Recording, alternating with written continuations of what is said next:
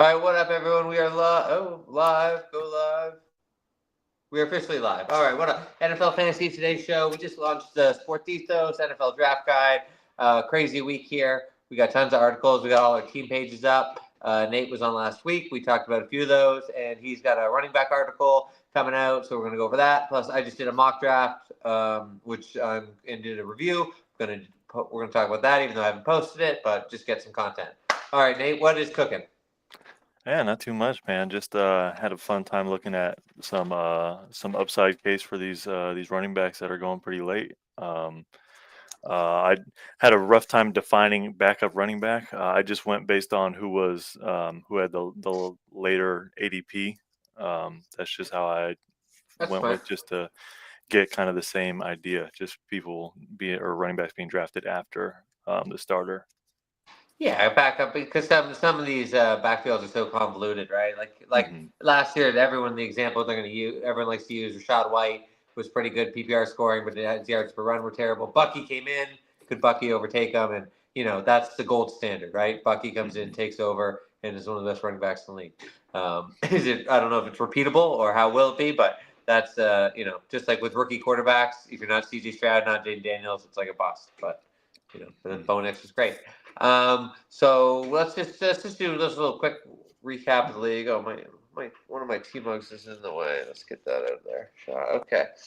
Anything going on surprising you? Any like news out of camp or um, just random stories like Malik Neighbors dealing with a toe injury that might linger. I blurbed about saying normally we'd say that'll be fine, but with Puka Nakua right dealt with an injury and then he got hurt week one. CMC same Hmm. thing. Um, do you preseason injuries give you concern or not? I'm hesitant. Obviously, looking back at McCaffrey last year, everyone's gonna look at injuries a lot more with a magnifying glass now in the off season after McCaffrey just popped out and wound up out for the year.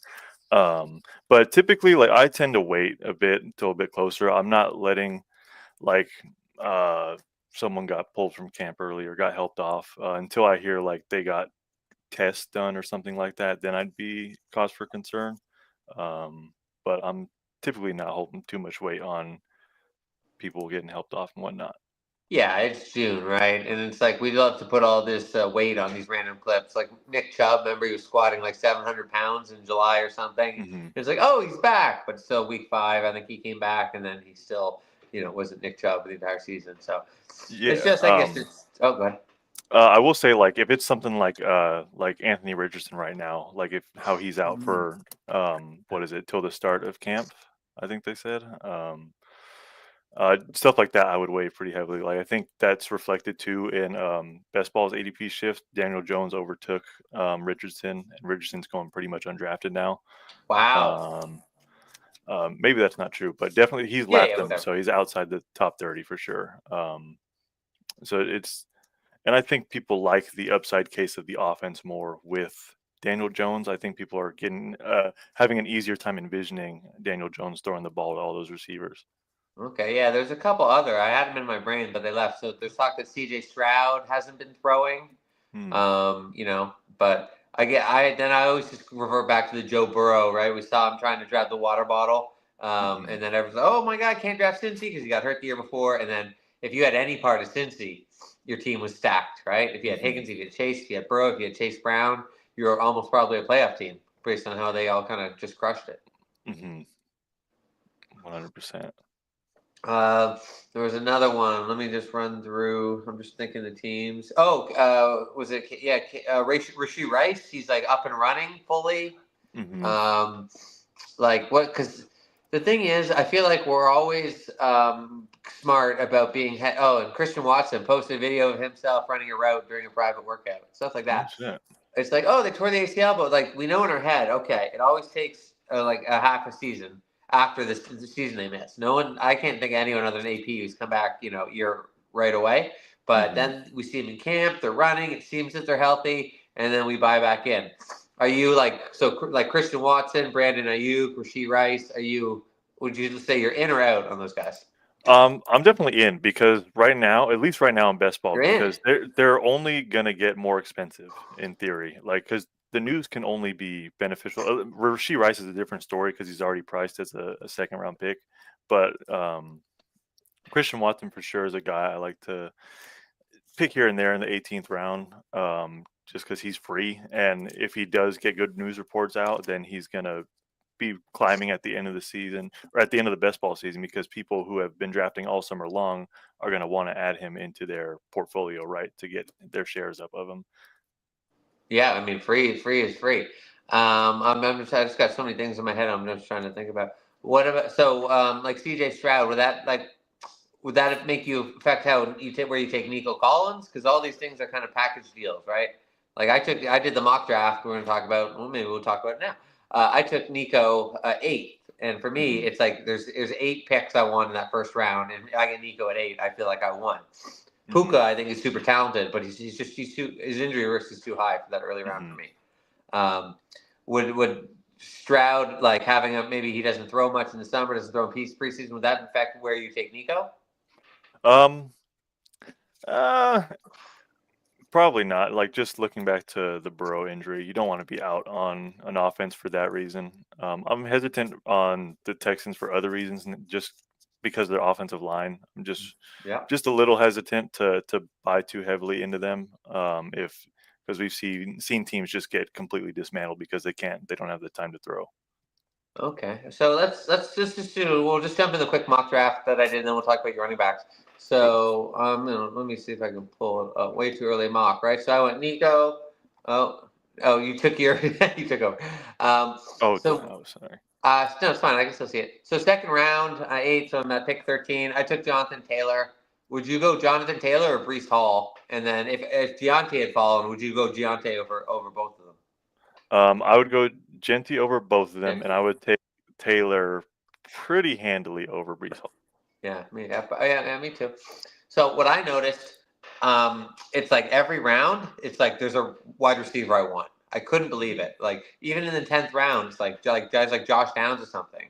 So my early takeaway is there's too many wide receivers, and you have to go running back, or running back like Brock Bowers, right? You go running back, tight end, because I don't think you want to take a quarterback because there's so many. But I don't think I'm going to take a wide receiver in the early rounds unless I'm like first pick, which is Jamar Chase, or it's like I'm 11th and Nico falls. It's crazy. It's interesting you say that because I have slowly, like, I don't even know if it's slowly, but I've been like on my best ball drafts, I've been hammering running back in the first 2 rounds and then getting my receivers late. I've even going 3 running backs to start and then just picking up receivers late because getting guys in those guaranteed roles on a weekly basis, like if you got Saquon guaranteeing you 17 to 25 points a week, you're just Minimum. getting a great baseline there. It's ridiculous. And any receiver is capable for a spike week, right? But it's like no running back is guaranteed to get the opportunities to get points on the board. Yeah, no, for sure. Just so quickly, anybody watching, if you're watching on Twitter, jump over to YouTube. You can drop a comment, like, subscribe, the whole deal. We got our Discords firing up. It's peak fantasy football season. It might only be June 20th, but for us, we got articles coming out every day. At Sport NFL Sport Ethos is the Twitter. You can comment, do everything because I'm all over it all day. Okay, so and then I go third round. I went JSN, and it's like I just am I crazy? I like JSN so much. I have him with Drake London. Like that's how much I like JSN. So it's like there's just if I go running back in the third round if JSN's available, I'm just taking him. Yeah, right? the opportunities are going to be there for JSN for sure. Like he could, in theory, see with a full healthy season like 150 targets. Maybe that's low. Yeah.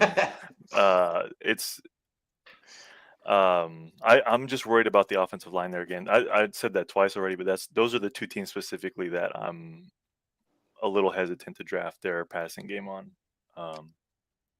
just because of the O-line. So for you, the O-line affects the passing game because obviously traditionally it's a running game. Like I wouldn't really want Joe Mixon, Kenneth Walker, Charbonnet because the O-lines. But you're saying the passing game it was just less time to pass. I think it's just the general success of the offense. I think it's I have more trust in a good team with a good offensive line than a bad one. And I'm using it. Breaking news. Yeah, when I put it like that, it sounds crazy, but yeah, I think I'm weighing that heavily with those two offenses, maybe too heavy. No, for sure. My whole thing with running backs is I don't draft running backs. I draft offensive lines. Like that's why Mhm. that's why I love R.J. Harvey so much. Where it's like I don't Mhm. care who the running back is. It's just damn, if you got the best O line in the league, I want your running back. And if it's not costing me like an early round pick, I don't know where he's. I never get to see him. I think he's just flying off the boards. Is he like top 50? Who's that? R.J. Harvey. He's I believe a fifth or sixth round pick on Underdog right now. Okay. Um, And then so round five, I take Rasheed Rice, Chuba Hubbard, Lamar, like Devontae Evans and Devontae Adams and Mike Evans go in front of him, but like I'm taking Rasheed Rice over them every time, right? yeah, I I mean, am. sure, injury concern, but I mean they're both post 30. I don't want any part of Adams. Evans, sure he's 1,000 yards, but he had to cheat to get it in the last game of the season. Uh, but then right, another wide receiver. So it's like all of a sudden I got three wide receivers. I got one running back, and I love these Mhm. wide receivers late. Right, next round.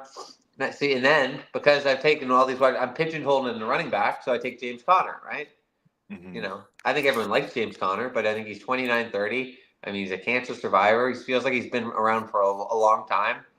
Battering Ram. There's no real competition there. Trey Benson sucks, but Mhm. do you have James Conner anywhere? Are you ever excited to get James Conner? I don't know if I'm necessarily excited, but I'm definitely I'm clicking him for sure. I think that he's just steady, just a nice floor when he's out there on the field. Um, yeah, he's just a sneaky, like high motor guy. So did you look into the Arizona backfield, right? Because that's kind of one, where he's older. He could fall off the cliff and get supplanted. Trey, but did you so look at Trey Benson, but he just didn't make the cut because Yeah, I took a look. I just for one reason or another, I'm just not drafting Trey Benson like that. I think that James Conner winds up the starter. I don't know. Just don't really have a reason for it, but I just liked what I saw out of the other young running backs that have the chance to overtake the starter this year. Okay. So I took when this. Well, I guess we're just going to do some overlap here, some synchronicity. Travion Henderson next because I've been writing about rookie running backs. Everyone's been talking about rookie running backs. It feels like if you don't get one of them or a couple of them, you're out in the cold. Um, so you wrote about Ramondre Stevenson Hmm. as like just the post, not even post hype sleeper, just like the total unsexy running back because Hmm. Henderson's going to get all the love. I think Stevenson was like the RB 28 last year. But so give me a couple. Why would you you wouldn't take Ramonde over Travion, but you like him based on his ADP? Yes, 100%. I loved Henderson coming out of the draft. I think he was my RB3 behind Hampton in the running back piece I did leading up to the draft. Um, but Ramondre's already gotten some nice coach speak from Mike Vrabel saying that he's going to be a huge part of what they do. Oh, whoa! I And didn't see that. that was after the draft. I think that was in towards the end of May. But he's he's built more like a goal line back. I could see this team going into sort of a committee approach too. It's Henderson's first year in the league. Ramondre's entering the second year of a 4-year deal. He signed a year ago today. So it's in their best interest for him to perform for them. But And I'm just high on the New England offense too in general. That was the main driving point behind Stevenson. Is just I want pieces of this offense. I think that they're a sneaky team. You're getting everyone kind of at a discount except for Henderson right now compared to other teams. If this team winds up in the top half of scoring offenses next year, it and Stevenson winds up the goal line back for this team. There's just there's a pathway to him to find a way to like a top 24 season. Yeah. Okay. Let's talk about New England, right? I think they're going to become a little trendy, but right now they're kind of on the up and up. But maybe they'll pick up some more sleeper. But every season I talk about who's the inept offense is going to be competent, right? Going from inept to competent is worth like 15 spots, right? They get drafted. Wait, no. Who's the left or the right tackle they drafted or the guard? Oh gosh. I was gonna say Joe Alt, but that's Chargers. Howard, Will Howard, is that? No, that's a QB. This is embarrassing. Oh wait. But I think whatever. They sorry. drafted O lineman, and then they got I think the Jet center is it Morgan Moses Moses Morgan.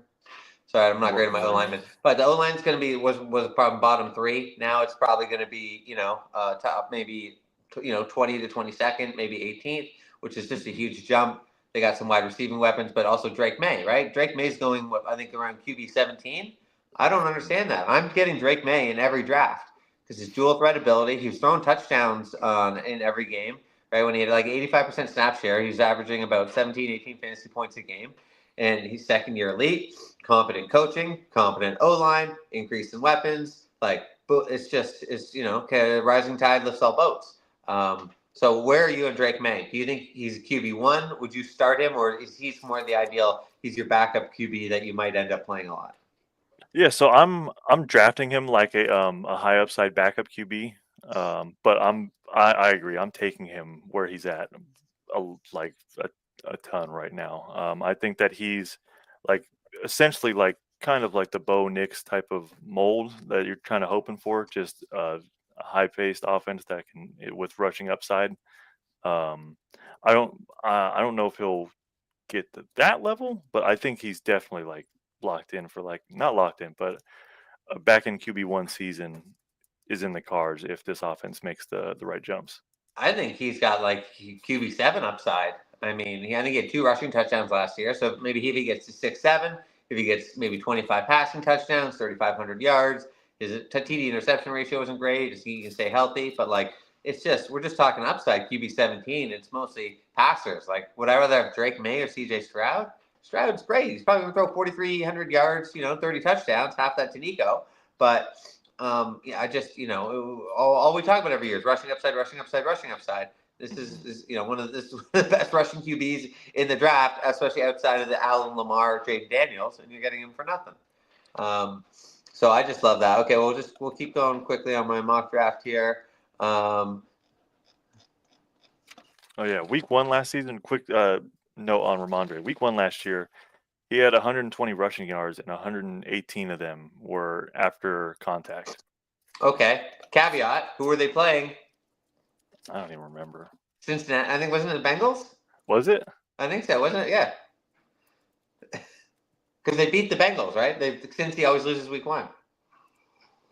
Oh, yep. Yep. I just pulled it up right now. That makes sense. So I mean, stats are stats, but I'm just yeah, no, that's definitely the team to do it against for sure.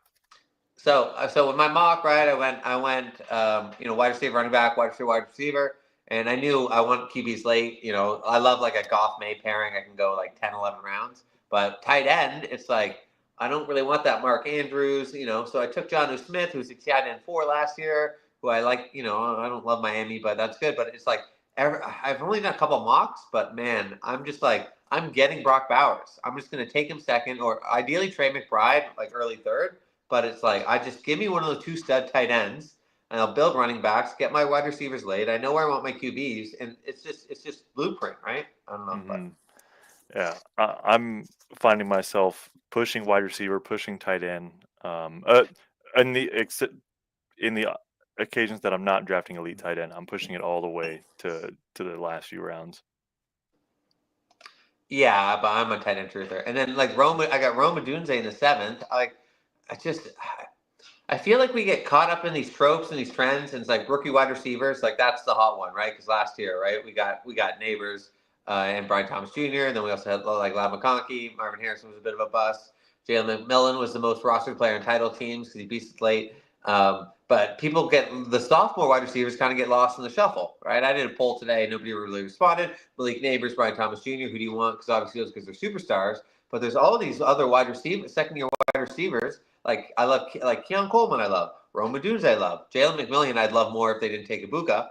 But Ricky Pearsall. And it's like they're kind of just getting kind of swept under the rug here. Mm-hmm. Another term I've been using too much today. But like Rome Odunze, if you 3 wide receiver team, are you happy if he's your wide receiver 2?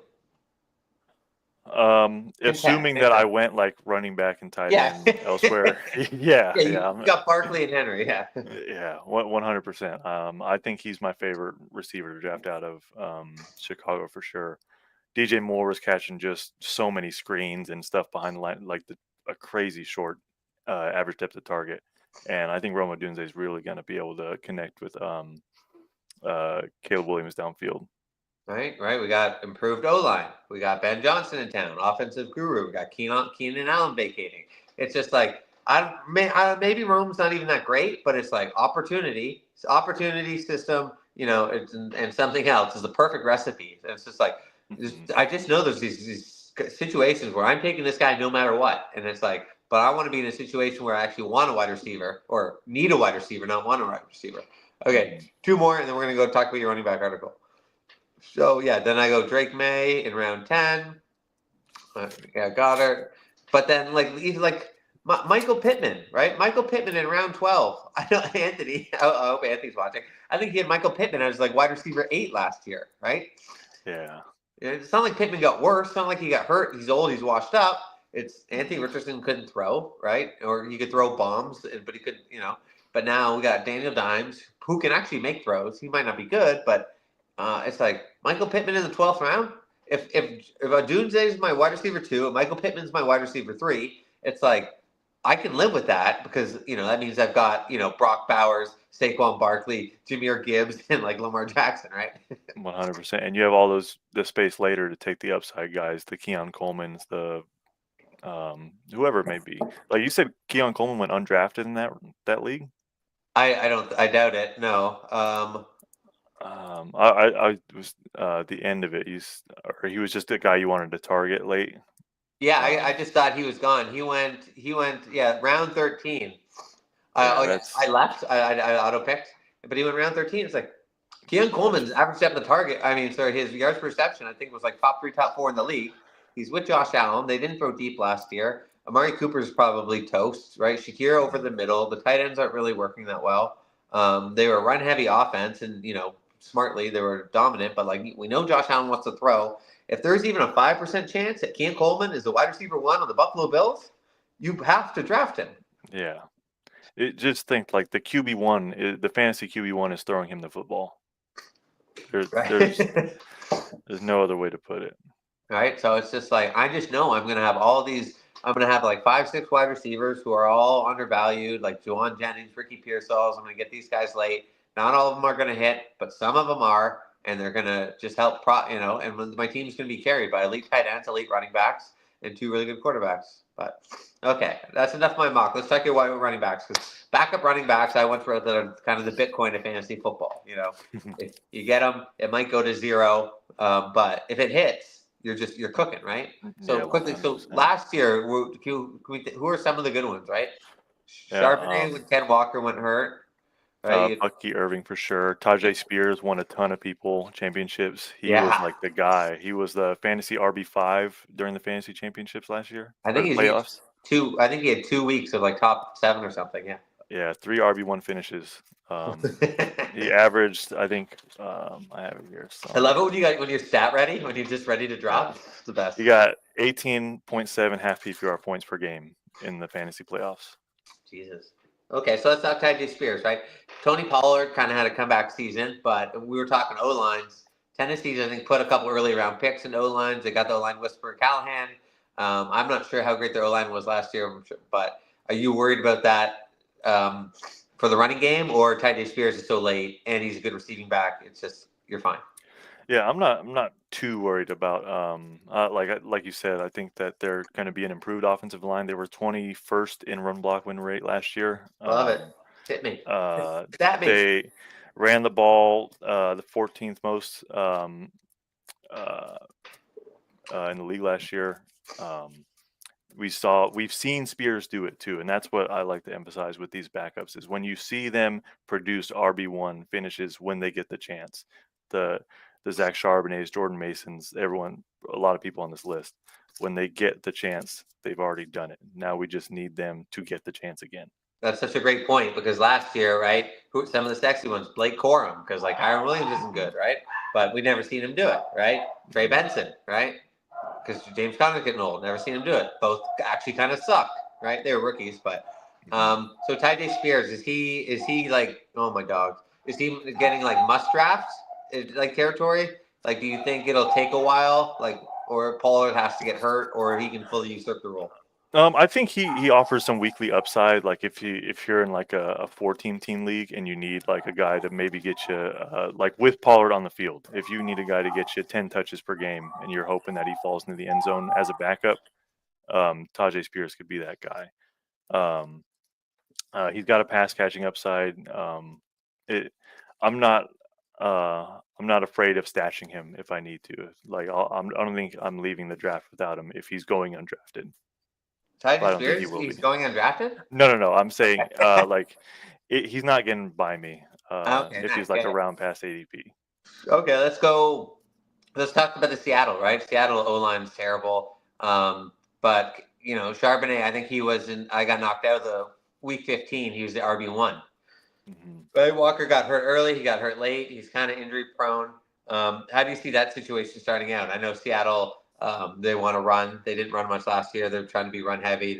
But Kenneth Walker is also really good in the receiving game. So it's not like they'll Walker first, second, Charbonnet third. It'll then probably be like for a full drive, right? Kind of alternating guys like how they do with Gibbs and Montgomery. Yeah. This is like a tough one because I love Charbonnet, and like if he does get the chance, I think that he's like a sneaky trade candidate for like a guy like Chicago. But Kenneth Ooh, the Walker's on the last Bears. year of his deal, and they drafted Damian Martinez late, who I liked. He was my 10th RB in my list, but he just fell in the NFL draft to a pretty bad landing spot. But yeah, I think that. I'm sorry. I'm just gonna reset. What was the question? It's okay. So Charbonnet Walker. I guess we're obviously talking at their draft capital. Who'd you rather have, right? Walker's going to obviously more expensive. Charbonnet's cheaper. Walker will start. But we're hoping maybe Walker gets hurt again. Charbonnet probably can't overtake him because Walker's explosive and dual threat. But who do you want at draft capital? Charbonnet. Just because it's a risky offense to draft from, and I would have a tough time investing heavily in Kenneth Walker at his ADP. I'm just trying to avoid making bad bets too often. That's kind of my lesson learned from seasons past. I'm just trying to see where Kenneth Walker went in my mock here. You ever do that when you look at the list and it's like, you know how much you like a player or don't by whether you scroll up or down the ADP? Yeah. I love doing that. Yeah. Okay, I found him for you. He's at the top of round 3. Holy, It's just that's like a steep price. He's not going anywhere remotely that high in best ball. But I just can't imagine a situation where it's like, yeah, give me Kenneth Walker. But I don't know. So we talked the Pats. Let's talk about a couple that didn't make it. So I wrote about the Rams in the team preview, and I was blown away. Like Kyren Williams, I think what was he, the RB6 last year, something like that. I think so. And he's like terrible, kind of RB7 and half PPR. Terrible in every metric. Explosive rate, he's terrible. Actually, he's good at broken tackles, but his yards per rush is terrible. He's unbelievably inefficient. The Rams like to throw. They don't throw to him. He's not a receiving back, but it seems like kind of like the Eagles, they get tackled at the 2 a lot or something, and then Kyron runs in for the touchdown. So they got Blake Corum, who wasn't great last year, and then the rookie they drafted, like Jarquez Hunter or something, Walquez Hunter. Jarquez Hunter. I think, Oh. yeah, it's close to one of those. Yeah. I'm the metrics have scared me off of Kyron compared to the other guys, just because from a pure talent standpoint. I like Brees Hall over him. I think he's going behind Kyron right now, and because of that, because I'm like soft fading Kyron, I feel like it's only beneficial to me to try and inversely bank on one of the backups trying to hit this year. That said, I don't know who it's going to be. I like Hunter a decent amount. Blake Corum was fine when he was on the field, but I could easily just see this being Kyron just is McVay's guy, and he's just pounding 15 touchdowns in the end zone with this offense.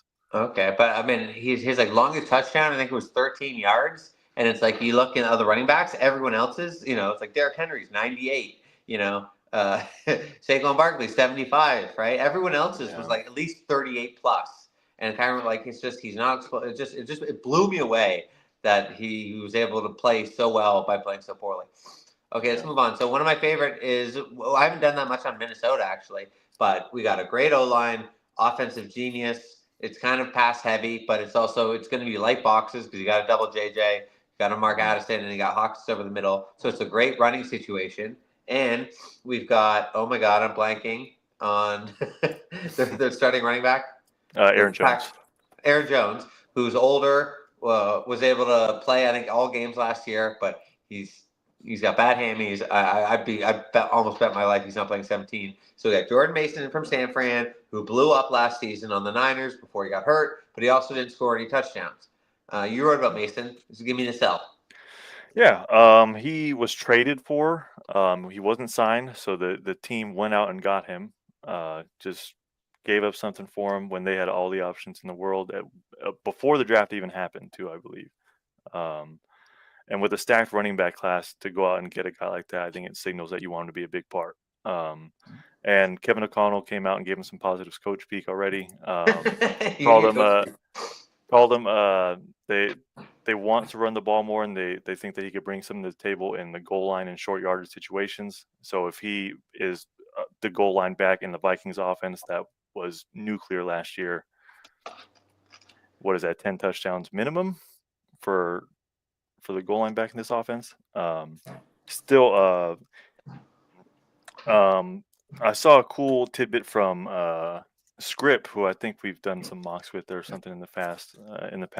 But Script on Twitter, he said that Jordan Mason led all players with under 200 attempts in 20-yard plays last year. Ooh, okay. He averaged in the first month of the I mean, at season least that 200 attempts? underneath. So of those with under 200, he led them Oh, all okay. in 20 Oh, yard I guess that would carries. make sense. Yeah. Um, That's a in cool the month stat. that he was filling in for CMC to start the season, he averaged uh, almost 5 yards per carry and 17.9 half point PPR points per game in the That's first month. about like scoring too. Jesus Yeah. Christ. Okay. So guys, Um, we got a lot of people. I'm just watching. If you're on Twitter, we're only going to go about 10 more minutes. Jump over to YouTube. Give us a comment. Give us a like. Subscribe. Twitter at Ethos NFL. Drop me a question. You can DM me. You can ask me to join your league. Because I'm going. I wouldn't do that though, because I'm probably going to win. Just because I'm doing so much research, not because I'm that great. It's just I'm locked in. So Jordan Mason, Minnesota. What are we thinking? You draft him, and you're hoping Jones gets hurt, or Jones is kind of old, hits that RB cliff, and so by week 4 or 5, he's starting, and you're getting 80 yards and a touchdown. Um, what about his dual threat? Right, he's not really a passing down back. no, not totally. Um, Coach O'Connell did also he's quoted calling him a 1B back in this offense. So I think this is heading towards a committee at a minimum for Mason. And if he's a committee back with the goal line role, I think it'll that's worth more than receiving upside, I think. Oh, that's true. Okay, good point. But we're hoping to hit the Bucky Irving, right? That's kind of the goal with these backups, right? Hmm. Maybe you start him in good matchups, flex spots, but if Aaron Jones is healthy 17 games, you're rostering Jordan Mason, but you're only starting him a handful, right? Hmm. But if he plays 18, if Jordan Mason's starting for 8, 9 games, that's probably RB1 for at least half of them, right? And so, I like to look at RBs you're just getting from chunks, like 4 game periods, right? If you get half of the starting season of Jordan Mason, he crushes his ADP, right? And if you get him Yeah. in the fantasy playoffs, he's probably a league winner. And I think that's the upside case, right? Is with an aging Aaron Jones. Aaron Jones, you're hoping that Mason overtakes the role at some point for whatever reason, and then just doesn't let go. He's only 26. I think he just turned 26. Uh, Couple more bullets of positivity. Vikings were 15th in run block win rate last year, which I think is good for where they're standing at the running game. And I think they brought in a high profile offensive lineman this year. I just can't remember. They didn't trade for Cam Ward, did they? Not Cam Ward. No. Somebody. No. It's Friday. Sorry, guys. Yeah, sorry The guys. Jacksonville guy. I thought they would trade for the Jacksonville guard last season, but I'm not sure. So what's Jordan Mason's ADP? Because he's a guy I'm going to start writing down in pen. Yeah, so this is the you're getting the smallest discount here with these two. He's not too far after Aaron Jones. He's the RB 31 and Jones is the RB 29. Oh wow, okay, but so the book's a bit out. But I imagine in redraft it'll be a lot more a steeper gap between them. So draft capital, I think we're both Jordan Mason all day. I think so, yeah. Even though it's a fine line, I think I'd draft Mason for the upside. Okay. They are paying Jones a lot of money though. That's one thing to note. They're paying him like 20 million or something. Jesus, really? Something. Maybe it was a 2-year 20 million. That's or something front loaded. Okay. So let's go to the other one that's really kind of that's tough, right? Not the. You talking to yourself? Yeah, sorry. We got Najee, right? Chargers trade for Najee, signed Najee, and then drafted Omari Hampton. We know they got a run first mandate. They've invested heavily in their O line. I bring this up every time. If you want Hampton, even though I guess he's the starter, but really it's kind of a 1A 1B. You need Harris go down, but Najee's never missed a game. So is this one? But I think you loved Hampton. But is this one of the situations you're going to avoid because your chances of getting the Bucky Irving model are slim? Yeah. So you're not if you're looking for. You're not getting that here because Hampton would be the guy to take over long term, and you're paying the premium for him. Mm-hmm. The idea here with this pick or with the mention of Najee here is that I think that he is going to be heavily involved, and it's just a matter of how long he stays involved or heavily involved. They've already come out and said they love him. There's some sort of tie with Jim Harbaugh and Najee back to the college days. I don't know if it was like recruitment or something like that. But Greg Roman, I got a quote from him. He said, I'm blown away. His knowledge, movement ability, it's exciting. He has Najee over the last 2 seasons. Only Derrick Henry, Saquon Barkley, and Jahmyr Gibbs have more 20-plus yard rushes than him. What? Yeah, crazy. Because I was just going to say Najee's whole thing he isn't explosive, but I mean I get maybe that's just because he's just playing in every game, but. Steelers O-line's been that's crazy. I'm gonna double check that off air, but I believe you. I believe you, but it's just that's kind of nuts to me. I think that was courtesy of StatMuse. Okay, don't trust StatMuse. So what do we like in that situation? Like, is it possible because we're talking about rookie running backs. Everyone's talking about rookie running backs that they're becoming so sexy. Their ADP keeps moving up. It's only going to move up further and further. That really now the move is to zag and get these unsexy guys, Ramondre, Aaron Jones, Najee Harris, that are kind of going for free, might be the starter in week 1. And we don't know if all these rookie running backs are even going to be good, right? They could kind of bust out, and you're getting the starting running back at a steep discount, and you're off to the races. 100%. And I think there's also value in getting the guy that's the day one starter. If you're able to set the tone and get a few wins under your belt, then you have that flexibility. You don't need to make to go out there and get guys without injuries happening. But if you're starting the season off hurt or with losses because you drafted too many upside guys, you may dig yourself too big of a hole to come back from. Okay, so we're only going to go another minute or two here. Even though we got a lot of people watching, this is great. I just love it. I love you. You got to come on every time you have an article because I just love you. Just ready at the helm. I wish everyone else could be like that. Anthony, look at you. No, I'm just kidding. Anthony's great. We just do best ball drafts, and he just talks the whole time. I just try and get something in. And he's like, well, what about in the 8th round? Because I got 18% this guy, and then I'm trying spike week, and I was like, Anthony, man, it's like the beautiful mind meme. Okay, so last guy we're gonna do James Cook, right? So he's unsigned, he's not doing OTAs. It's not they might trade him, they might sign him. The NFL is weird.